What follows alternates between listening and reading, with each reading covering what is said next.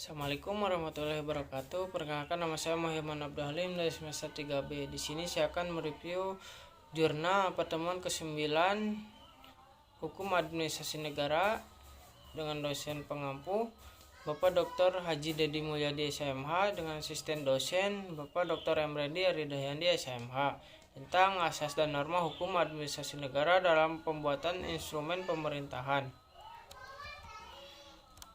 Gagasan negara hukum pertama kali dikemukakan oleh Plato ketika ia menulis Namoi sebagai karya tulis ketiga yang dibuat di usia tuanya. Sementara dalam dua tulisan pertama, Politeia dan Politikos, belum muncul istilah negara hukum. Plato mengemukakan dalam Nomoi bahwa penyelenggaraan hukum negara yang baik ialah yang didasarkan pada pengaturan hukum yang baik. Gagasan Plato tentang negara hukum ini semakin tegas ketika didukung oleh muridnya Aristoteles. Suatu negara yang baik adalah negara yang pemerintahan dengan konstitusi dan berkedaulatan hukum.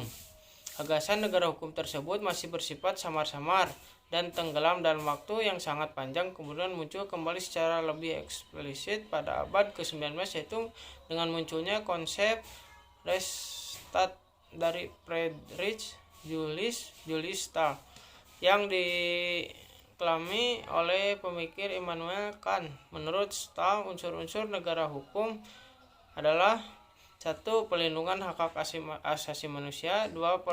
Pemisahan atau pembagian kekuasaan untuk menjamin hak itu. 3. Pemerintahan berdasarkan peraturan perundang-undangan. 4. Peradilan administrasi dalam perselisihan. Pada perkembangannya, konsepsi negara hukum tersebut kemudian mengalami penyempurnaan yang secara umum dapat dilihat unsur-unsurnya. 1. Sistem pemerintahan negara yang didasarkan atas kedaulatan rakyat. 2. Bahwa pemerintah dalam melaksanakan tugas dan kewajiban harus berdasarkan atas hukum atau peraturan perundang-undangan. 3. Adanya jaminan terhadap hak asasi manusia warga negara. 4. Adanya pembagian kekuasaan dalam negara. Definisi peraturan perundang-undangan, kebijakan dan keputusan menurut hukum administrasi negara. A. Peraturan perundang-undangan.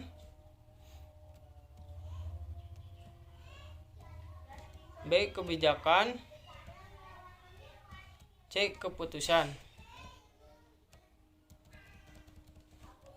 Kedua, asas-asas dan norma-normahan dalam pembuatan peraturan perundang-undangan, peraturan kebijakan, dan pembuatan keputusan. A. Asas-asas dan norma-normahan dalam pembuatan peraturan perundang-undangan.